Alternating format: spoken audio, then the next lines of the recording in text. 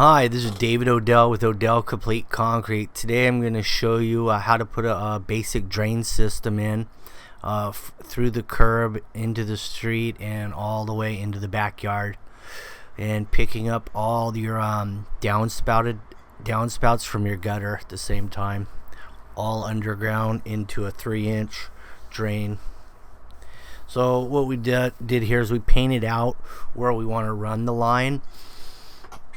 The reason we've painted it out is because we're going to have area drains popped up, and specifically I wanted those area drains in a straight line where the concrete's going to be going, and I wanted them centered. So we've painted this trench out so that we can dig it one time and put the drain in, the uprights for the area drains, and they'll all be centered in a straight line. So here's your here's a downspout right here from a gutter. What we're gonna do is take off that little round part at the end, and then I've got some they're called downspout adapters for this 3-inch drain line, and you can get it at any local hardware store. I happen to get this one, I believe, at I got some of it at Home Depot, some of it at Lowe's. Just happened to wherever I was at, whatever was nearest is where I went. So I've got some nice small trenching shovels so we don't have to over dig a lot of excess dirt. So these trenching shovels are about 4 inches wide, and that's big enough to get this 3-inch drain pipe into the trench. So we started about 18 inches deep in the front yard. This is the backyard here, and there's an existing drain back here that we had to tie into. It's about 6 inches deep back here, so we had to connect to that. So we started at 18 in the front, and we're about 6 inches deep in the back, so we got 12 inches of slope in the drain line. This is the side yard, and we're gonna be putting concrete in here. We're gonna have 4 area drains, and then we're gonna have 2 hookups to 2 of the downspouts from the gutters, and that'll all go right into one drain and then right into the street. Here's the tool that we used to drill through the curb.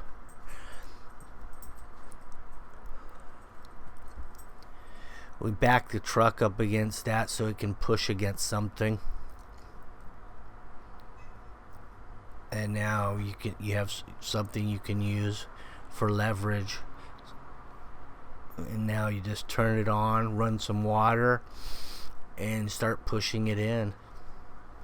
We have a wet vac here to clean it up as we go through here.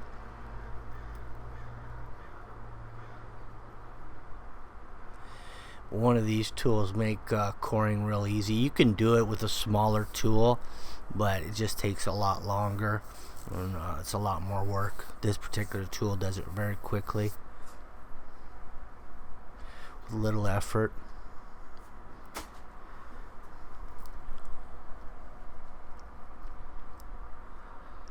So here's the drain. We trenched underneath the sidewalk too, so we dug it. We pushed it underneath the sidewalk, and now we're ready to continue it to the backyard.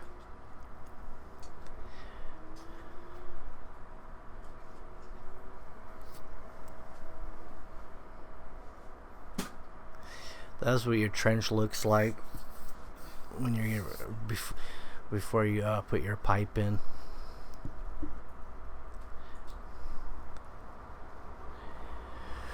I kind of laid it out so my angles, wherever there's an angle, I've either got it set at a 90-degree angle or I've got it set at a 45-degree angle, because you can get both of those fittings real easily, a 90 or a 45. So that's another thing you need to remember. These pipes have pretty flexible, so you can bend them a little bit also. So if you've got a long area and you want to try to get it in a different area, you can just bend it in the trench also. But mostly I just do 45-degree angles and 90s, and that's it. So here's how I hook up your downspout.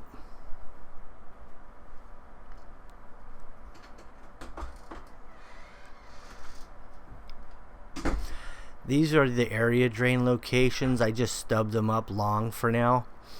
But later on, what I'm going to do is I'm going to use a laser level. And I'm going to set the exact height that I want so that I can get slope from the house to the drains. Also, I'm double checking that these are all in line, so I'm measuring off the house to make sure that these area drains are going to be in a straight line, because this particular concrete job has a decorative saw cut pattern, and it'll show up that they're not in line if they're not. So if you put them straight in line, you're going to notice it in the decorative saw cut pattern. So what we're doing is a 4-foot grid, 45-degree angle. So all those little details show up in the end if they're not in line. If it was just your basic control joints every 10 feet or whatever, it wouldn't be that obvious that they're not straight. But in this particular case, it's kind of crucial to get them in line because of the pattern we're doing in the end. So as I put this pipe in, I measure from the house. Also, as you can see, I'm using a level, and I level every individual pipe to make sure that they're all sloping the right direction. Although even if you were to put these in level, as long as one side, the water's gonna seek its own level, so it'll fill up and it'll always come out the low end at some point in time. So level, even when you put these in level, they still work fine.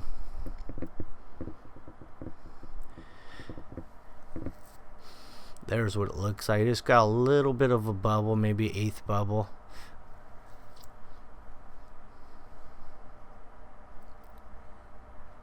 So I check it between every 10-foot length. We check the level and adjust the grade of the pipe, and then backfill and pack it in real nice and tight.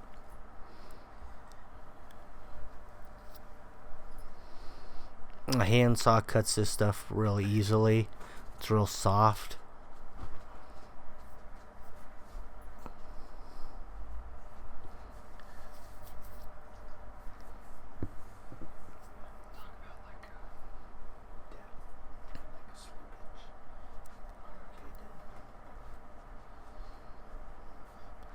There's your typical T. That'll allow me to go over to the downspout and then continue into the backyard.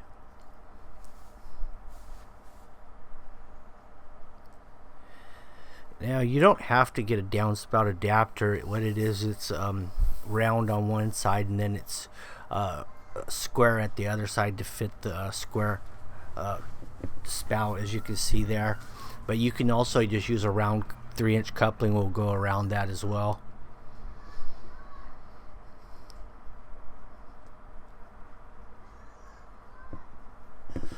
So I'm just measuring my length, and then I'm going to cut it and then slip it together. I don't use any glue on this stuff, because once you drop it in the ground and bury it, it just stays there.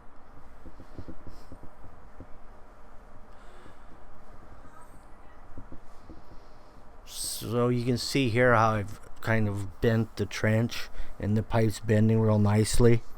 So I didn't have to use any extra fittings to make this curve over. Right here, I'm gonna put a instead of a basic T, I'm gonna put a Y on there, so that I have a 45-degree angle on that next intersection.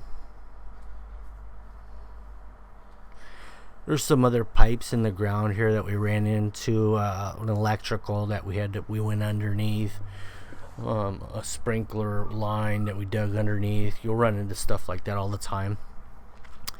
So that's why I don't really like to use trenchers when I do these, because you never know what you're gonna run into. Had I run a trencher, I would have hit electrical line. I would have hit some water, and it would have just been more stuff to fix.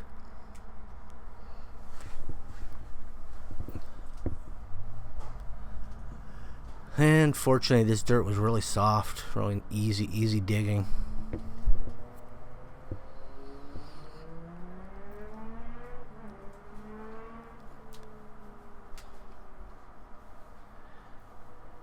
There's that other line that we attached to at the very end. You can see that one because it's real dirty, so you know that's the old one. So I've got three area drains in the backyard. This whole backyard is going to be concrete and artificial turf. So when we do the artificial turf, we may pull some of these pipes out and just put perforated pipe back here in gravel, and then lay the artificial turf over it, so the water will drain through the artificial turf, through the gravel, into the pipe, and then into the street. So we'll show that video later of the artificial turf going in here, and we'll show the completion on the whole project at the end. But this is the first step. You're underground, of course, because once the concrete's in, that's it. You're not doing any more underground.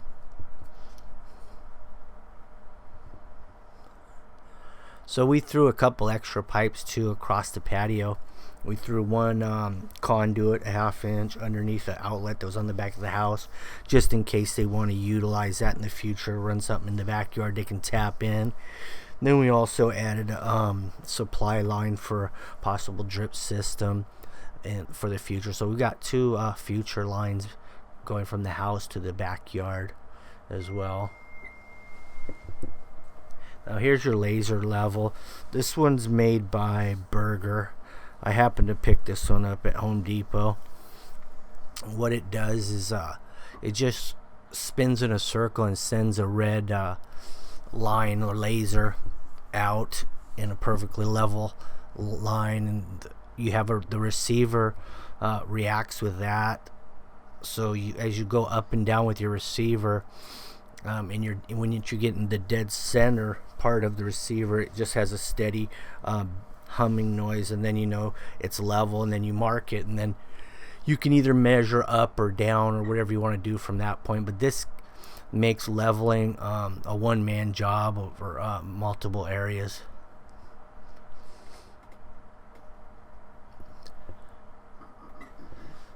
So I know that the house, my concrete's going to basically go in level. So what I've done is I've established with the laser level the top of concrete, and I know I want all of these area drains to be 1 inch below top of concrete. So all I had to do is adjust the receiver from level concrete and go through here and mark every one and cut them, and I know that they're all 1 inch below concrete now. The laser level is real simple to use. It has a bubble in it, and it has 3 adjustments on it. So once you get the bubble level, then you're ready to turn it on.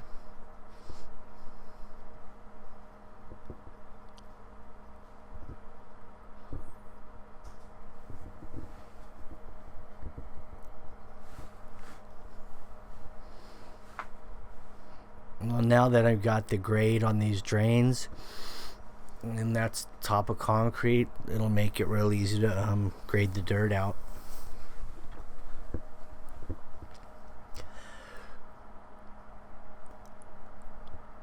So I just hold that level until it beeps out, and then you mark it. Then you can measure it however you like.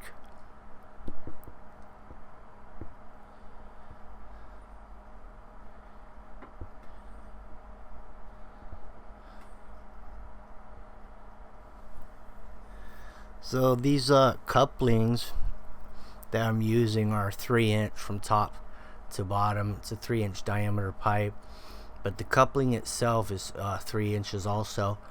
And what that means is you have an 1.5 inch inset. That's how much it slides into the other pipe, is 1.5 inches. So when you're doing your level, you have to deduct that from the equation. Well, I hope this video was informative and you understood what we did here. If you have any questions or comments, don't hesitate to contact me. Thank you.